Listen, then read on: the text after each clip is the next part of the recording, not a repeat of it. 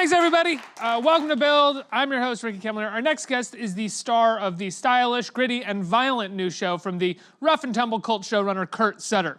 In the sort of sequel series to Sutter's Sons of Anarchy, J.D. Pardo plays Reyes, a new prospect to the Mayans gang who's also working with the law. Let's take a look at a clip from Mayans MC.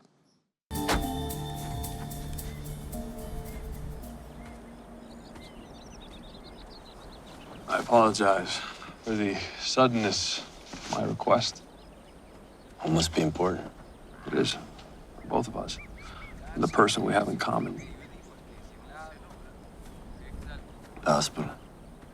I'm assuming you still have some nostalgic feelings for Emily. We have history. I know you're aware. I was worried about her. I meant no disrespect. The reason we're chatting in no man's land. Everybody, please welcome J.D. Pardo. Thank you. Hey, thanks so much for being here. Thanks for having me. Congratulations on that. That's pretty cool. You're you're the poster. I know. It's you are the show. It's well, I mean, I would thank you. No, it's a great crew, great cast. I mean, we've just put so much into it, but it's a beautiful poster. Yeah. Love it. So I'm curious. You know, this is as I said, a sort of sequel series, not really to Sons of Anarchy. It's that world, but a different gang, one that we had been referenced a little bit in Sons. When this show is coming down the pike and you're auditioning for it, do you get nervous? Do you worry about leading something like this? It's not a normal show that you get during pilot season or something. It's something much different. There's kind of greater stakes and a fan base already built in. Yeah, no, I felt like, you know, obviously there's, you know, there's a level of like nervousness that kind of happens when you get a big opportunity, but that's really all it is just an opportunity to go into a room, right? And so I'm so focused on the work and I'm focused on the character and just portraying, just being truthful in that moment, because it's I think actors, and what I had to learn from the beginning is that it's so easy to get caught up in your head about how like this can change your life. And when you start thinking that, like in a job interview, like, I hope I get it because it could change my life, well, then you're not giving a true representation of yourself. So for me, I had to just really, that was just cleared out. And I just wanted to, I believed I was the character. I felt like I could bring so much to it, and it was just a matter of trying to convince Kurt Sutter. And what was that? What was that convincing like? Well, you know, it was interesting because Kurt is a real no nonsense kind of guy, right? And he's a master storyteller. So, you know, when I'm in that room, the best thing that you could do is just focus on the character and just be honest. And it was a session where he was there for a day and he had all of his like the guys that he was interested in all showed up, and they're just like mix matching, you know, kind of like putting a boy band together. And then I went in with a couple of guys and he asked them to leave, and it just right off the bat he was just like, you know, can I be honest with you? And I'm like, yeah. And he's like, I like you, but you know, there was like this, like a checklist of things that he felt like the character needed to be. I wasn't quite sure that I could be that guy. And Do you know what you didn't check off? I didn't check off anything. I was like, I don't ride bikes. You know, my dad's a cop. I'm not like in a gang, you know, or anything like that. And, you know, I was able to just, you know, I told him, I was like, can I be honest with you? He felt like he was concerned that I wouldn't relate to the world, and I said, you know, honestly, I don't know who I relate to. I'm an artist. I'm trying to find my way, you know, trying to find out who I am in this business. But I believe I have the character's heart. I'm battle tested. You know, I don't buckle easy. So you can put a lot on my shoulders, and this is about FX. It's about the Sons of Anarchy franchise. And if you give me an opportunity, I could really shoulder this thing for you. And well, also not knowing who you relate to is also pretty good for this character, because this character is straddling both worlds and struggling with his own identity. Right, and I think that's where, you know, he kind of saw something, and he asked me if I would. He's like, I mean, I do like you. would you be okay if I just wrote a character for you? And I was like, man, I just want to work with you. I just want to be involved in your world. So whatever you have, I'll take on. And he's like, okay, fine. Like, how about you take easy sides, go home and prepare that and come back later this afternoon. I said, I can't do that because I live about an hour and a half away from here. It's gonna take me another hour and a half to get back, plus studying. How about I take it outside to the parking lot? You give me like 45 minutes to an hour. I'll study these sides, memorize them. I'll come back in and do it. So you weren't doing anything for Easy prior to that moment. You guys were just kind of doing. It was all dummy sides, you know. Like they didn't want to reveal too much, so they had like fake names, just situations within these scenes. And I memorized everything. I memorized every character, every page. I was ready to go. Whatever they were going to ask of me, I was going to do. Wow, what made you go that far?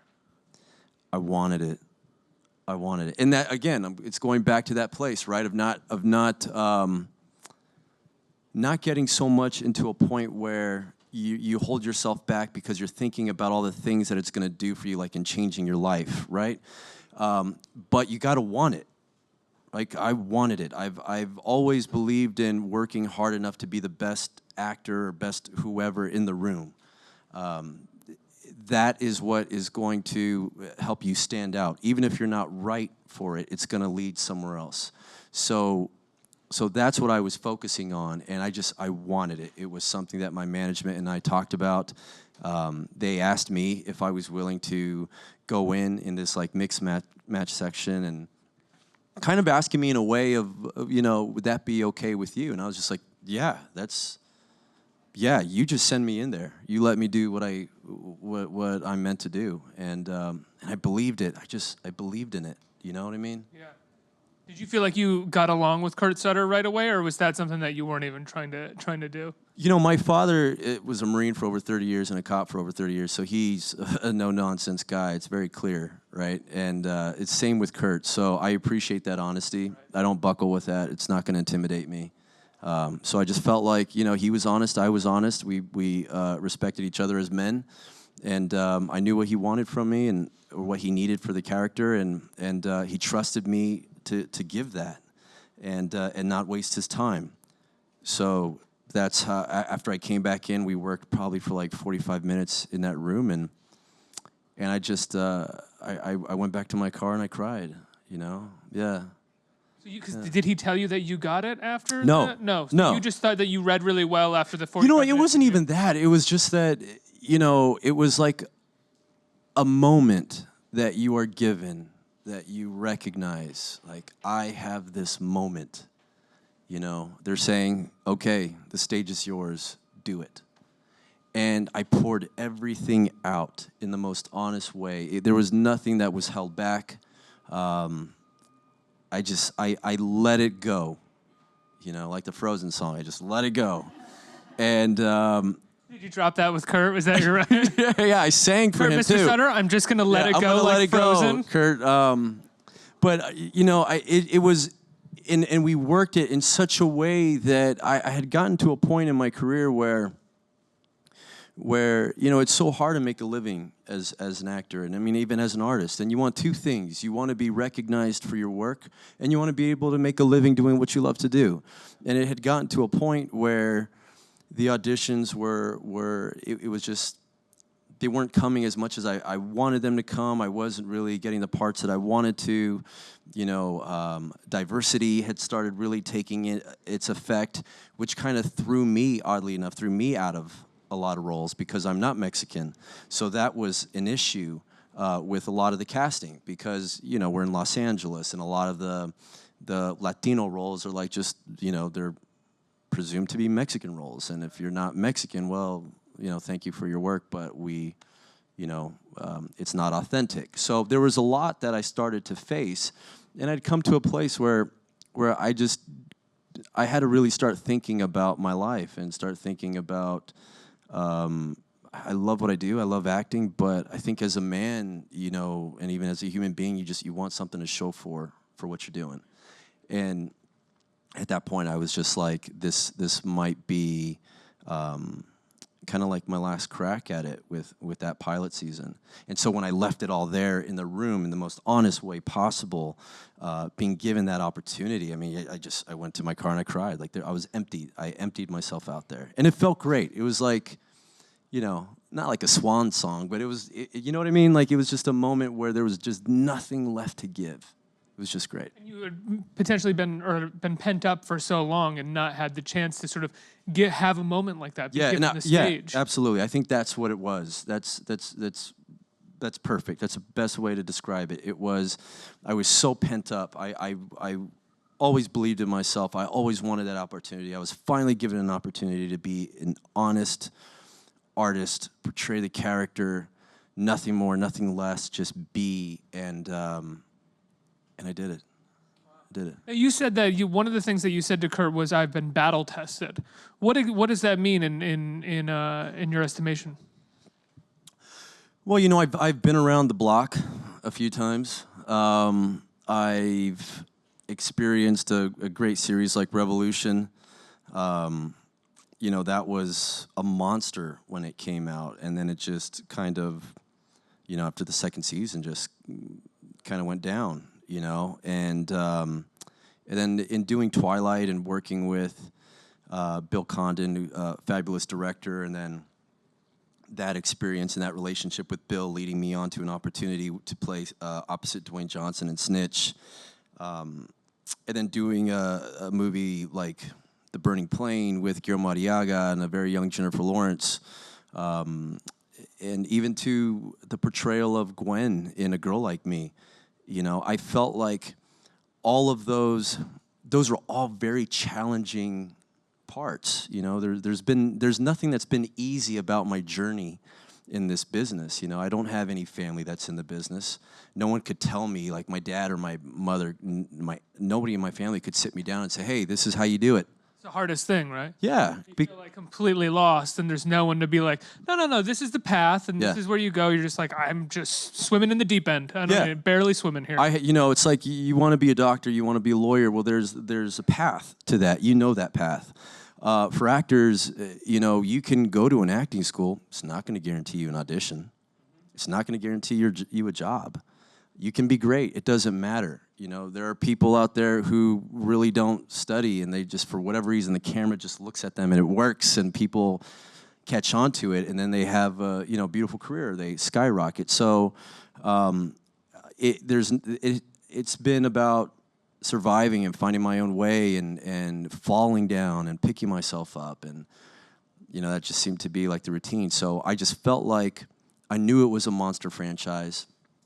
Of course, there's Charlie Hunnam, and there's his beautiful butt, and there's all that stuff that goes along with it, and I just knew that I just wasn't afraid. I'm not afraid of it, you know? I can Battle tested kind of mean like you've seen how sets of all different kinds work and what it means to be number one on the call sheet for a series or a big movie, and you're not going to buckle when things need to be compromised on set or things need to change. You're going to be able to be there, and you're going to help, and you're going to be in good spirits, essentially. Well, I think what I've learned was, first of all, this was my first time being the lead of a show. Yeah. So I've never been, you know, number one on the call sheet, as they say.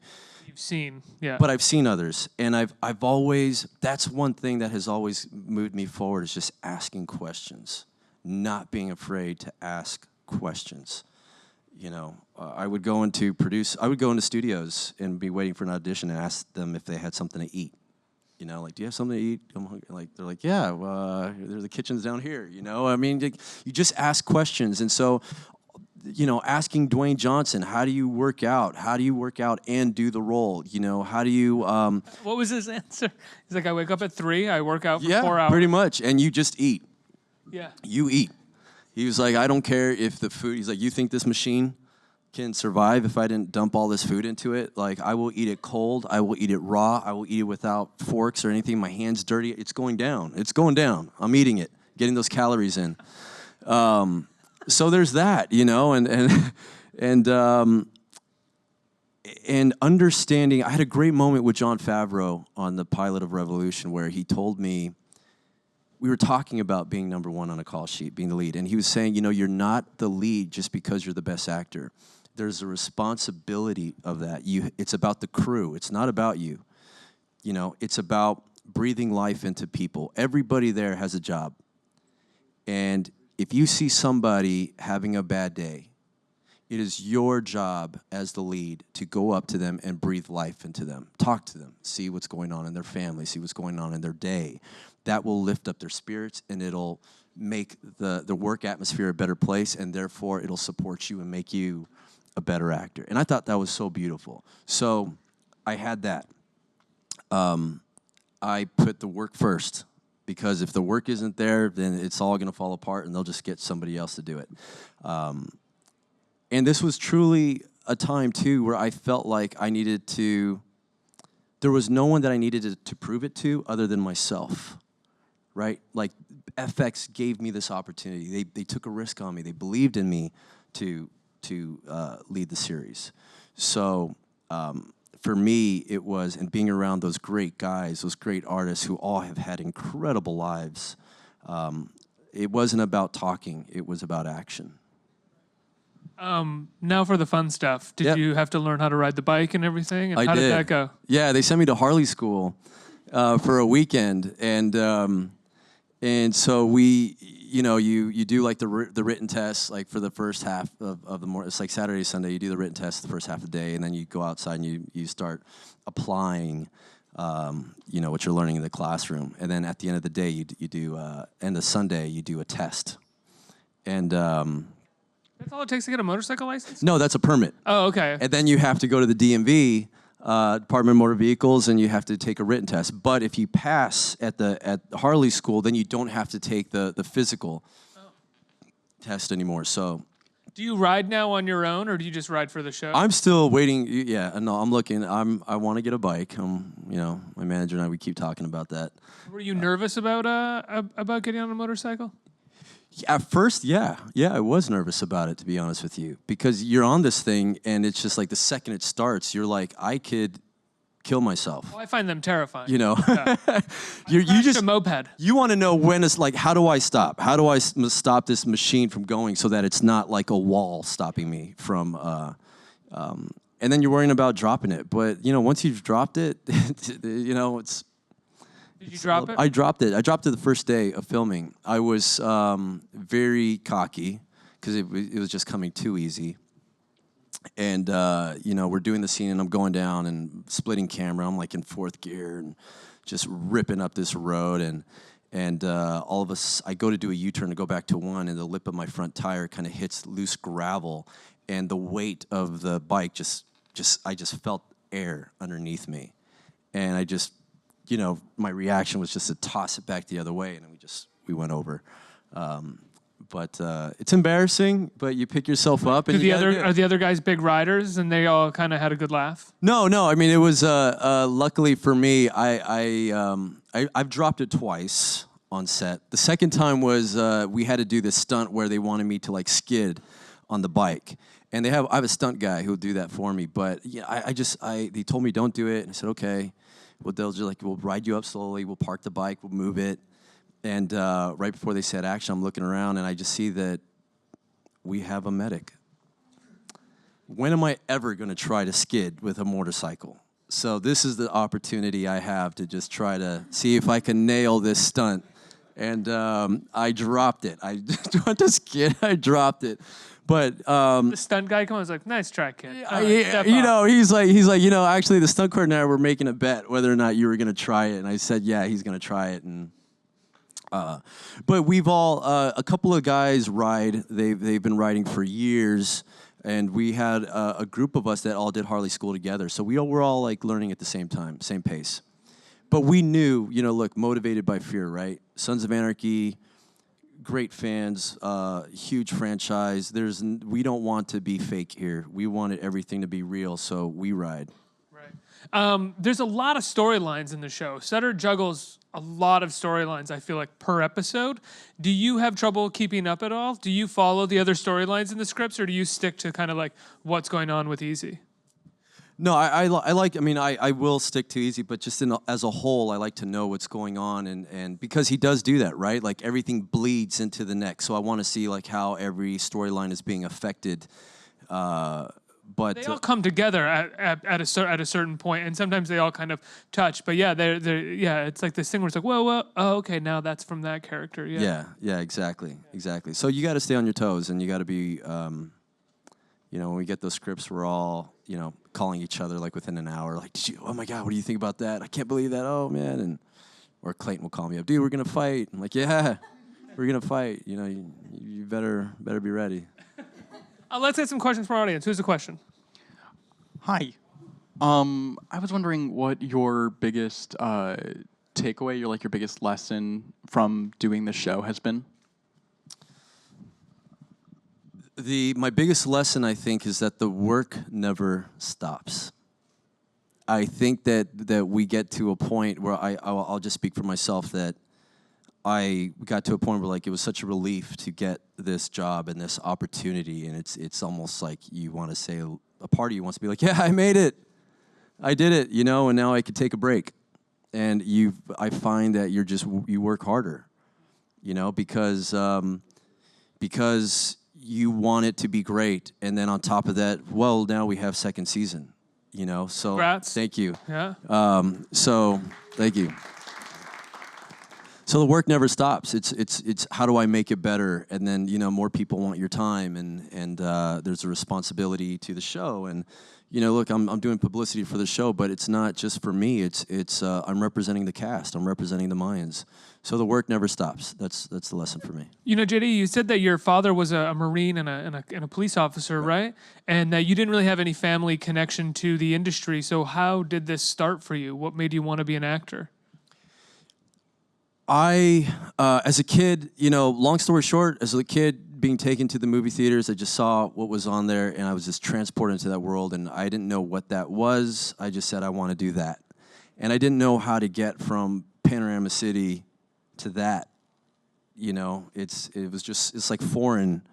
And one A couple hour drive, maybe? It's a couple of hour drive, literally, but how do you get there? How do you do that? And then I remember I was watching, maybe I was cleaning up the family room. I must have been 10 years old.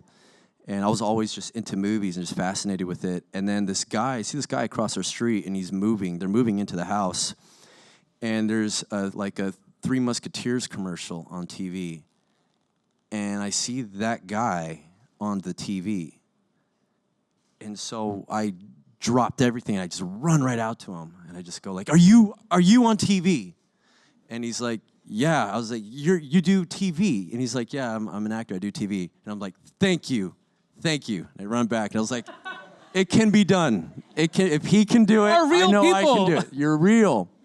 So yeah, that was it. What was it like when you told your family that you wanted to be an actor? Oh, they hated it. It was like I came out of the actor's closet, so to speak, right? Look, they're immigrants. I'm first generation, born in Los Angeles. They're here living the American dream, and they're working really hard. They live paycheck to paycheck to take you to school, to make sure you get an education. They wanted me to be a doctor and to be a professional. And then I had to live with this secret that, oh my God, I'm an actor. I want to be an actor, And so then I told them that I wanted to be an actor, and How old were you when you told them? I was, it was right after the SATs, and I had just gotten acceptance letters for UC schools. And so it must have been 16, 17, and I got the letters, and I told them I wasn't going to go to college and that I was just going to be an actor. And I pretty much, they let me stay at the house, but I had to pay rent now. It was completely cut off. I had to pay for my car, my gas, my insurance, everything. And I was crazy. I was like, yes, great. Okay, cool. So you're not going to kill me. This is cool. I can go get a job, work full time, and figure it out. And so did you start auditioning right away, or did you go to an acting school? No, I knew I wasn't going to have money to go to an acting school. For me, it was just get a job, and it was get a job so I could pay for gas, so I could pay for headshots, and then just try to seek representation. And a part of the story that I kind of leave out, which it's long story short, what happened was, my dad left when I was 13, and there was a lot of just trying to be a young man and trying to discover how to be a young man. I just got into a lot of trouble. I had a lot of anger problems, and so my mom couldn't handle me, so I had to go to counseling to like stay at the house. And it was this counselor that knew somebody that was a casting director who was starting a management. And so she had told her about me, and she called me up and she said, "Hey, we're starting a management, and you know, so-and-so said that you wanted to be an actor." And I'm like, "Yeah." And she's like, "Okay, well, come over, you know, on this day and read for my partner and I." Wow. And so I did. It's always a person like that, right? That like is from the outside of the family. Who's like, no, this is a thing that the kid can do. Don't worry, I'll help them out a little bit. Angels. You know, there are angels everywhere. You know, and I'm just so blessed and lucky that that someone took the time to say like, well, you know, he's got a dream and he's going to help him out. I think we have time for one more question. Hey, right there. Hey, JD, how are you? Good. How you doing? I'm all right. Good. I'm a diehard Suns fan. I've chased Theo Rossi down the street. I've stalked Charlie Hunnam outside here. Okay. I met Kurt Sutter already. I want to know, are you ready I got for guards everywhere. everything that's coming your way? Wait, are you asking me if he's ready to be stalked by you? No, I appreciate that. I appreciate that, though. She's warning me. This is Are you ready good. for the This is good. fame that's going to come along with it? Because you're about to blow up. You know that, right? You know, I will be hot on your heels. Are you ready? Everywhere you go. cut two, I'm screaming, "Help, help!" You know, I don't know if I will ever really be ready for that. You know what I mean? Like I think it's so unnatural. It's not you chasing people, but No, that's totally natural. That's natural. But just in terms of everything that comes along with it, you know, I mean, I'm an actor. I pay attention so much to the work. I just want to be a great actor. I've never wanted to really be like, you know, I know it's going to sound funny, but I didn't care about being so much a celebrity as I felt like this need to be a great actor. I look at someone like Daniel Day-Lewis, and I'm like, I want to do it like that. I want people, when they see my name attached to a project or a trailer, they say, he's a great actor. We got to see this because it's going to be a great story. Now all these things kind of come along with it. So I think a lot of it is just about establishing some boundaries and keeping my personal life as close as I can to myself, but also being there because, you know, beautiful women like yourself and men are what make this happen. You give me a job. You know, if you aren't tuning in, then it just doesn't work, and the show will let us go. It's just as simple as that. So it's also a responsibility that I feel like I have to the fans, and not only to the fans, but to the Sons of Anarchy fans who started this in the first place. So what I'm trying to say is you will not have to chase me. I will not run from you. I will be here. We can take photos, and it's going to be great. Is Mr. Sutter planning on having you take your clothes off? Piece by piece, yes. Piece You by are piece. living your best life over there. At first I was worried, but now I kind of appreciate it and love this. Yeah. Listen, I wasn't on set. I wasn't on set working every day, like hard, literally lifting weights at 4 a.m. for nothing. So some clothes are coming off. Trust me. Mayans MC is on FX Tuesday nights at 10 o'clock. Tune in. There's just a few episodes left of the first season, and then the second season will be coming. Everybody give a big round of applause for JD Pardo. Let's hear it. Thank you.